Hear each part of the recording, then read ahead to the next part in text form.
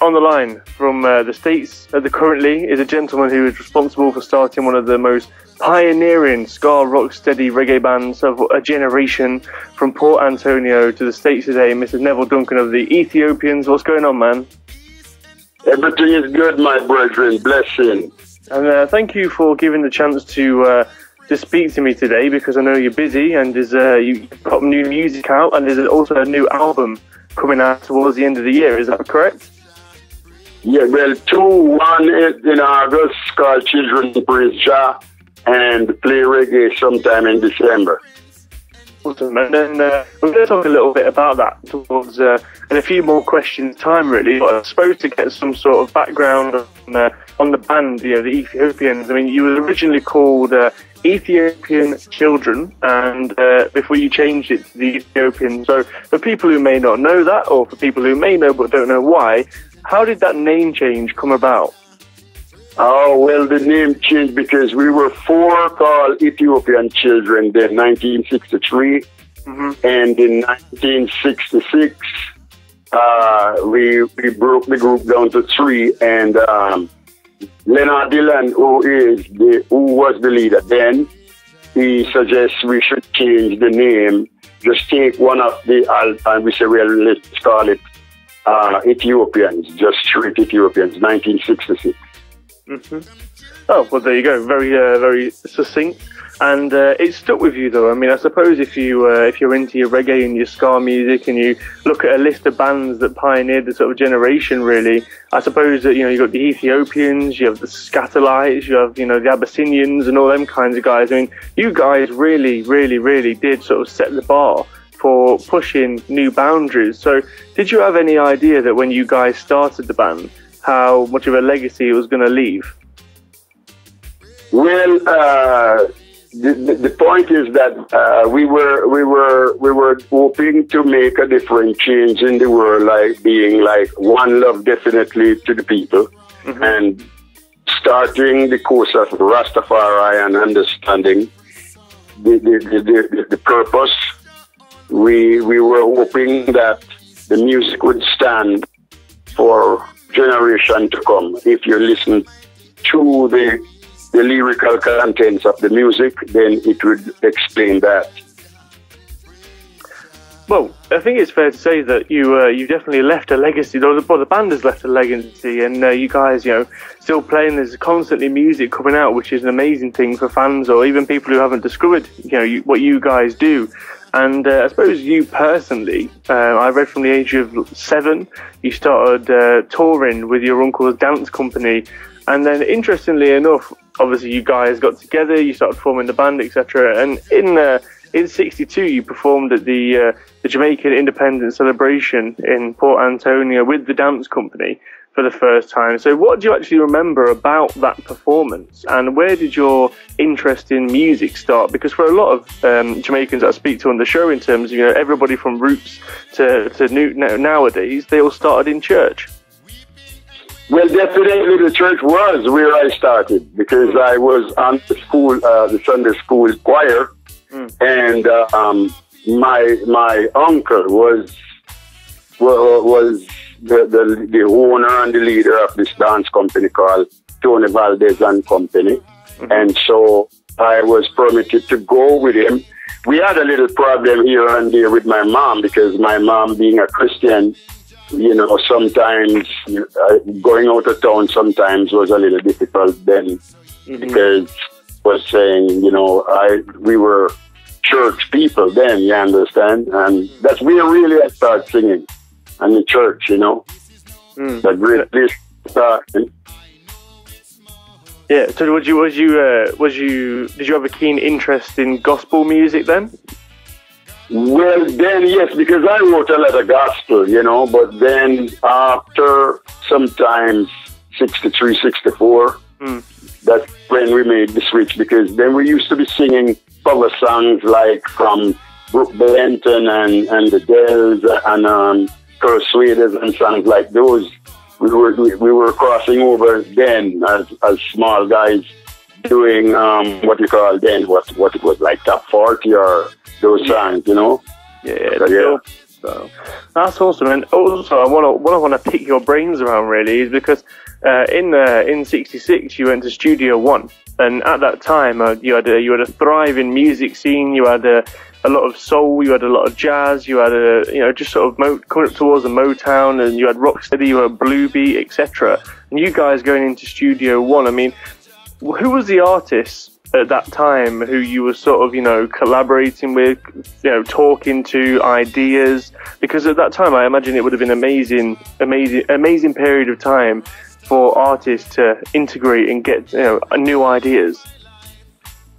Well, the influence came from Leonard Dillon, and that really came from Bob Marley and Peter Tosh, those Wailers, because they were one who introduced Ethiopians to Cox and Dot Studio One, and so these were the guys who, like, we tried to, we do different songs, definitely, but they were the ones who introduced us to Cox. Awesome. And at that time, with sort of the studio, because this is something that I always question in a way, there was, you had King Tubby's Waterhouse, you had Studio One, you had Jammy doing his thing, and there was all these different studios, Dynamic Sounds, etc. So as an artist and somebody who was, working and hustling, networking, and, really pushing the Ethiopians' music, did you notice any rivalry, or was the band involved in any rivalry? Because obviously there was, big Roland Alfonso, the Scatterlights, and all these other amazing artists out there. Was there any beef that anybody might be aware of? There was always that, my friend. Because I promised never to go back on some bad things, but there was always that, you understand, because there was times when Ethiopian was the number one group, and then there was two other groups which I wouldn't say anyway, because then if you listen to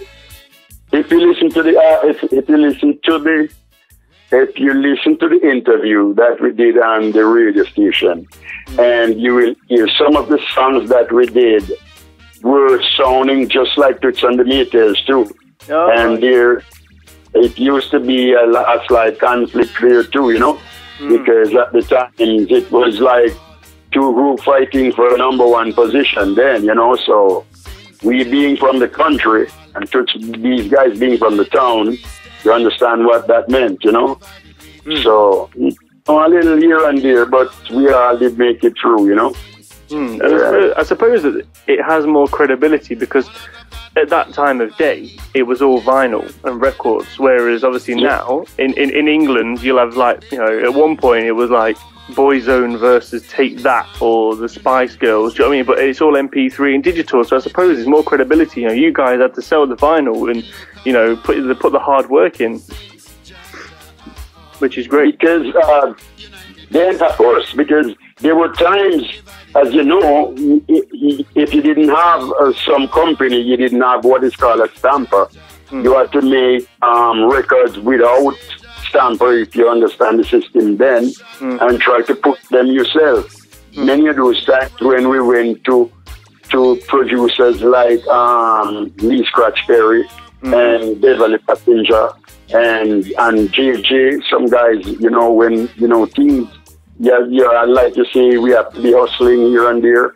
So those are the times when you have to be pushing those. But the good thing was the vinyl could stand the test of time, Oh, absolutely. I imagine the original pressings of an Ethiopian's vinyl would be, I suppose it has much value today, sentimental and, I suppose physical in a way. It's one of them sort of rare records. And as a band, what was what do you remember about it, sort of the first time you guys went and did toured sort of off of the island of Jamaica? What did I remember then? Yeah, so for example, a lot of bands get excited at the prospect of maybe coming to Europe or touring the States. So, I mean, what was it like for you guys? Well, it was exciting. More than, you have to find another word, more than exciting then. It was great, my friend, because like I'm saying, things are so different now, because then you didn't even worry what the producer was doing. You just wanted to know you were going someplace. You understand? So it was great then. Good, a lot of great experience that carried me on and led me over to this time. You know? But you've been over to Europe though, and played in Europe, etc. with the band. I mean, how does the European audience differ from, let's say, a Jamaican audience? Oh well, they're actually close. You understand? But believe me, the European people honestly accept the music first. You know, and they were always first, you understand? Because, like, we know from days of Studio One that Europe is where it's at. We always say it begins at England, go on down, you know? So we know that Europe was where it's at. Jamaica is just the foundation, definitely, you know. But if you're making music today, you have to reach Europe to make it happen. You understand? It just could not alone with Jamaica, but Jamaica is the foundation of reggae, you know. But Europe is the gateway to the world with reggae, you know. Have you got any plans to come and play over in Europe? Oh man, I'm just waiting. My manager is just waiting for the call. We are ready. Pretty sure. We are ready. Because I was saying it was years ago when we did many, oh man, so long ago, like France and like, you know, like what I'm saying, we want to go all of these places again, you understand? Because for a short period of time when the Ethiopians wasn't doing anything, then I worked with Berlin here for a period of time then. And yes, and I have been to like all of France, you understand? There's some places like I'm saying to the guys now, we are going there again as Ethiopian, you understand? I've been to lots of places this year, and so I'm ready for the world, my friend, you know? England and the rest of the world, you know? That's definite. Right now we are heading for like some run out on the west, like sometime in September 2nd. We start some work out on the west, you know, that's Seattle, Arizona, and California going on down there. Yeah, but everything is good. I'm waiting for the guys in England, you know. You just tell the people I'm ready, you know, the promoters and the booking agents, tell them I'm ready. Yeah, man. Oh, look, the Ethiopians are ready. They're ready to come aboard. And also, I mean, this is the thing though, like with the, you know, England has a big sort of reggae culture, and you know, especially a West Indian one, and you know, it's quite surprising how many acts like yourselves, I mean, don't get the opportunity to come over here. So I suppose in a way, what would you like to see change in the respect, you know, if you an artist, what would you like to see change in the sort of music industry that would benefit the likes of like yourselves or even newer bands that are like just coming through? Well, it still goes back on the promoters, you know, and the booking agents, because and management, as you know, because these are the people who hold the cards, as we used to say, you know. The manager gets through to the booking agent, and that's how it happens. Now, if you don't have a good manager, and even sometimes you have a good manager, you don't have a good booking agent, you understand? So it's all make up from these people to change the thing, because many times you have tour goes on the road, and honestly they say they're playing reggae, I don't know what they're playing. But it's because, like they say, it's not who you know, it's who know you. You ever heard that saying? Yeah, of course. Yeah. So if you know Mr. Big, then in other words, you could really get through. So the point I'm making then is that to change the whole system is that the people in charge of the seriousness of the music industry need to take a look, you know, at what is happening, because there are no many ways, you understand, but it's just for them to realize it. Like my next album is gonna call When Will It End? So maybe they listen to that. When will it end? You understand? Because corruption is stealing the world away. You know, and this is what happens to people now because, man, it's so terrible. But life is like that. They'll get the composition when they buy some music from the Ethiopian, my friend. Absolutely. You know? Well, 100%. Well, I, for one, definitely want to see you, whether it's festival season next year or in the summer next year or even at the end of this year. You know, I would love to see you guys, you know, doing your thing and, you know, representing the music from the roots and foundations, which is amazing. And also I want to touch upon, really, there was a period of time, I think from around 67 to sort of 75, where, you know, the various members had left and went to do other things. And I read that from 67 to 75-ish, you know, you sort of went off and were doing other stuff. I mean, what was you doing at that time? Was you still involved with music? Yes, definitely. But we were just like, it was some separation because of some confusion, which we won't disclose. But then we separated, one of the facts, because, and then everybody going their different way doing, because I have many other albums that is Neville, Duncan, not Ethiopian, because then we were doing songs by ourselves then because of some confusion anyway, you understand? Yeah. And about when we got ready to get back together, one of the members, Stevenson Taylor, get killed on Bond Street, 75, you understand? And so that slowed it down again.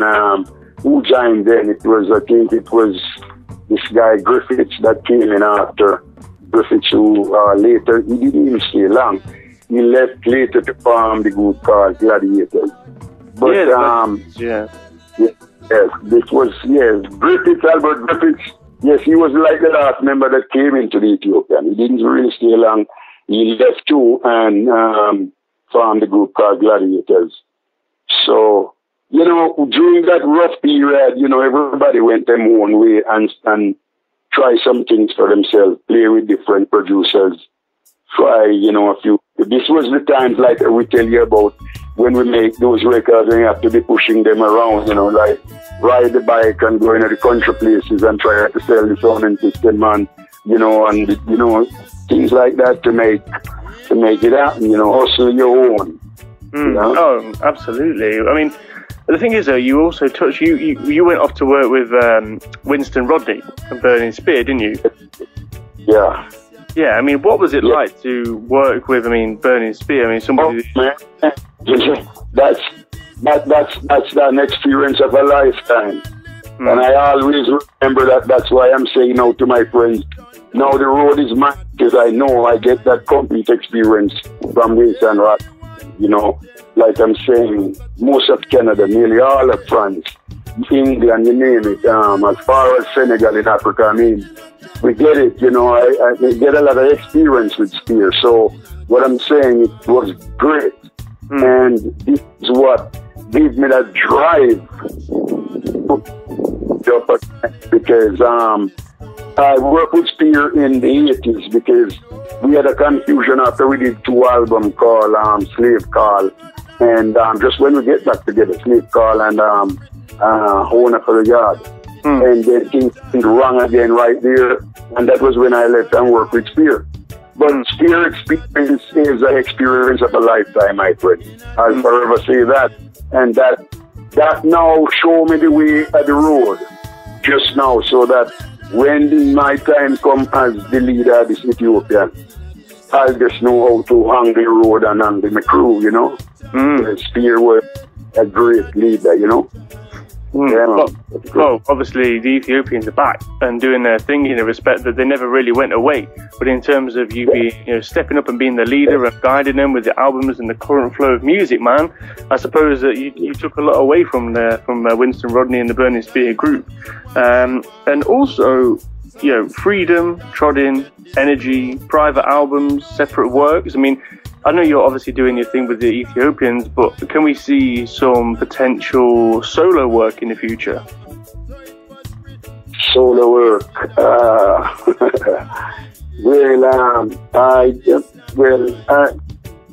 should I say on that?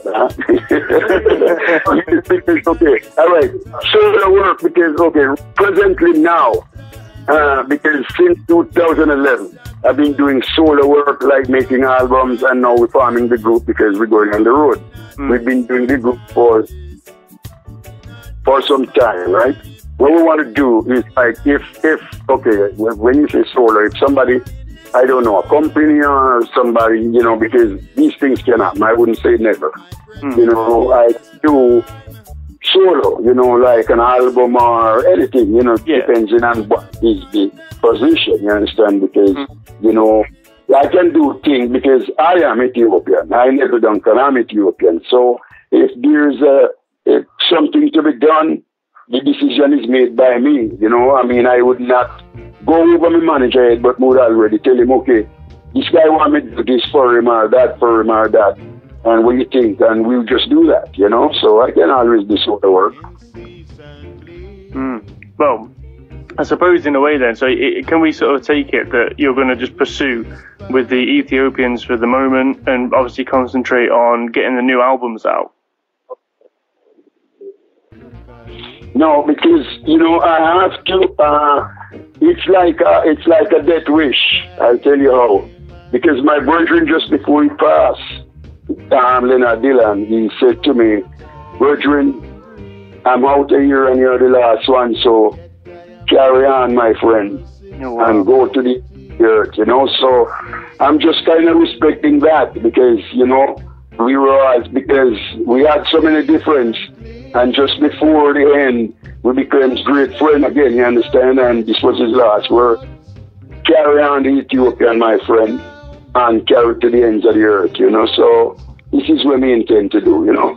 So going solo, I can, but I could always, like, if somebody, let's say, have an album and want just me to do them, you understand me, or somebody from dub plate to say, you want to do this or something like that, but I have to be Ethiopian because this is a promise, and we love it anyway. Me being the last man and the leader who we learned so much from, you understand, I'm thankful. And me make him a promise. My mother say, when you make a dead person a promise, you can't change. Because I can't go back and tell him me changing, you know. So my intention is to keep on being an Ethiopian to the end.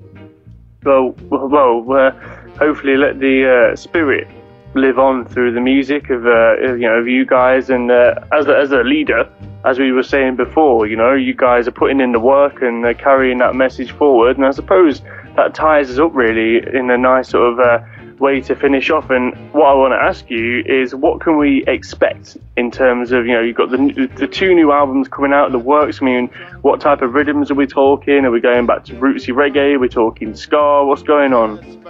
Oh, well, it's roots rock reggae, and I'll ask my manager to send you like a little copy, like the children, if you don't, because we can get a little heads up on some of the music, because like I'm saying, my intention is to try to enlighten the world, you know, as best as I can. I know, like my mother always say, everybody do their part.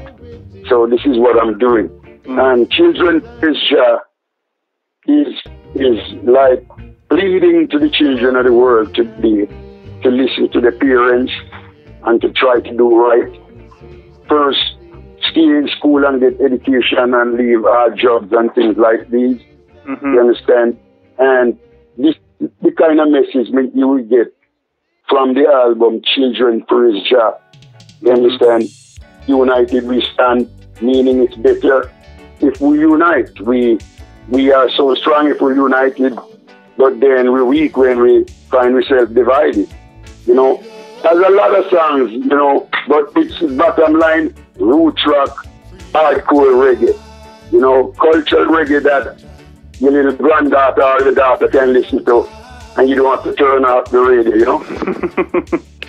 Yeah, man. Yeah, man. Yeah. But, and when can we expect this? So when can the fans be listening out for this? The Children Praise Jah is, let me see, August.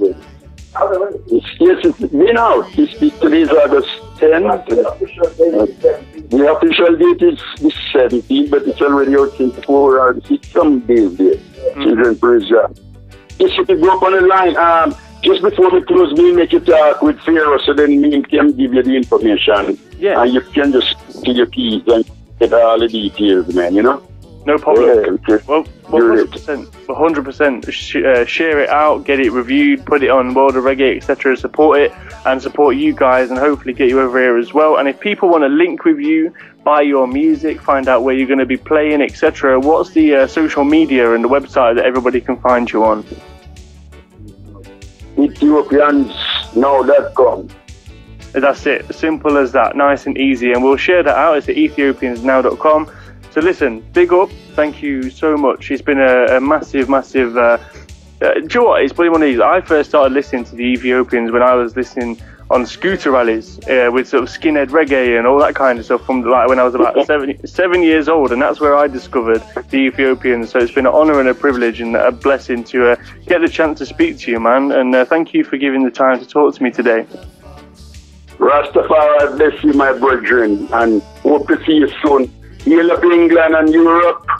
Ethiopians are coming, right? Music fans, music lovers, I bless you for listening. Rastafari, guys.